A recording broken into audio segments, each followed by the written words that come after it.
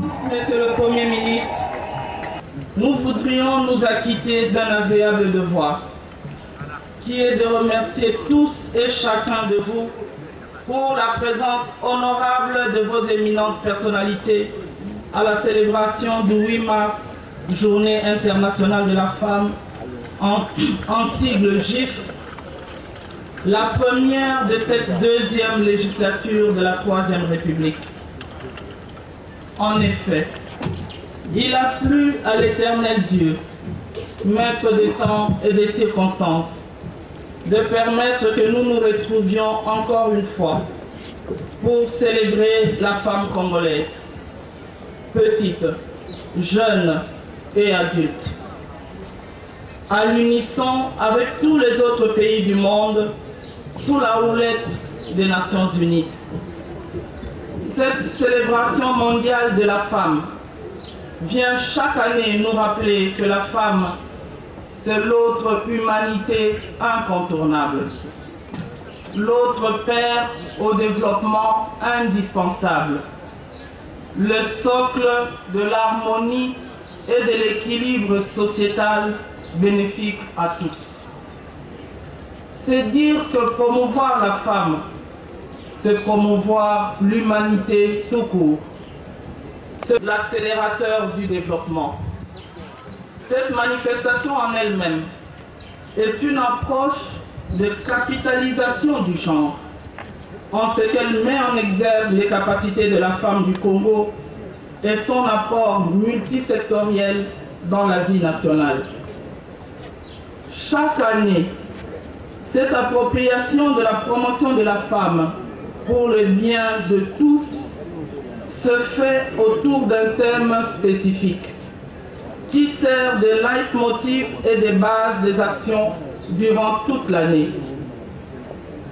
Cette année 2012, on ne le répétera jamais assez, la communauté internationale a décidé de célébrer les femmes rurales en invitant chaque pays à œuvrer pour les rendre autonomes avec plus de capacités tant techniques, matérielles que financières, en vue de leur permettre de lutter plus efficacement contre la faim et la pauvreté qui secouent la majorité de notre population.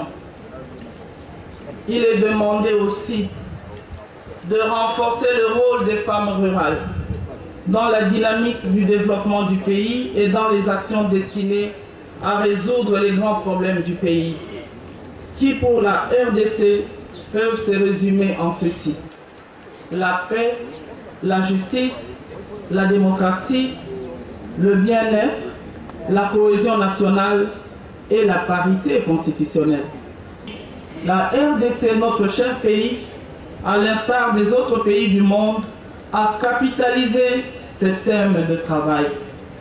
La RDC les a adaptés à ces réalités et à ses priorités locales. Aujourd'hui, succinctement, nous pouvons dire que notre pays a renforcé le mécanisme institutionnel d'encadrement de la femme, de la famille et de l'enfant et l'a rendu plus visible, plus consistant, mieux structuré et mieux outillé.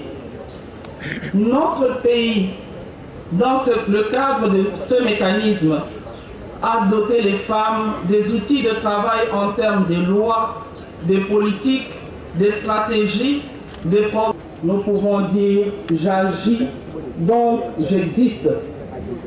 Cet agir, si symbolique soit-il, introduit les femmes progressivement dans le rouage de participation, d'appropriation, de conscientisation, d'éducation et de responsabilisation. Or, il est dit également qu'éduquer une femme, c'est éduquer toute une nation.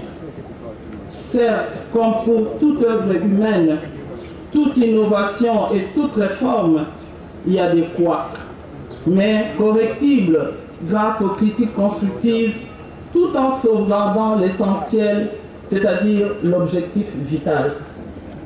Que Dieu bénisse le Congo et particulièrement les femmes rurales et les jeunes filles. Je vous remercie, mais vous permettrez qu'en une seconde, je dise quelques mots dans notre langue, étant donné que le thème de l'année concerne bel et bien les femmes rurales, donc les femmes de la base. Ba papa, ba maman bandeko, tozali na esengo lelo na ko célébrer oyo babengi 8 mars, journée mokolo ya ba maman.